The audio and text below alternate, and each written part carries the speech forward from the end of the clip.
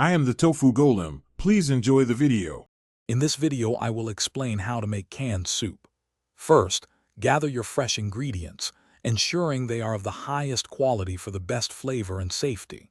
Next, prepare your soup base, cooking all vegetables and proteins thoroughly. Remember to sterilize your canning jars and lids properly to prevent any contamination.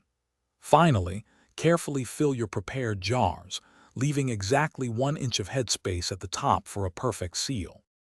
Now let's talk about processing.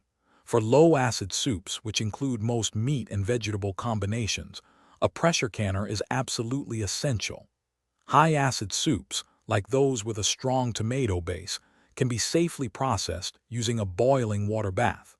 Always adhere strictly to the recommended processing times and pressures for your specific recipe. Incorrect canning methods can unfortunately lead to significant health hazards, so precision is key.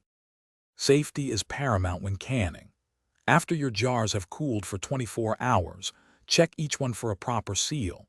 The lid should be concave and not flex when pressed.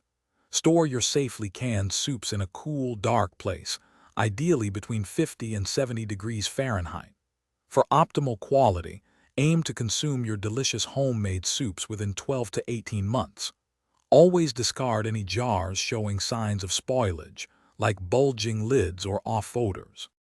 To ensure your canned soup is both safe and delicious, here are a few extra tips. Avoid adding thickeners such as flour or cornstarch before canning, as they can interfere with heat penetration. Consider canning ingredients like pasta or rice separately and adding them when you reheat the soup. Always consult a reliable, up-to-date canning guide for every recipe.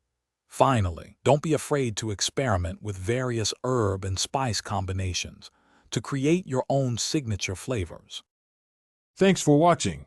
Consider subscribing if we helped you today.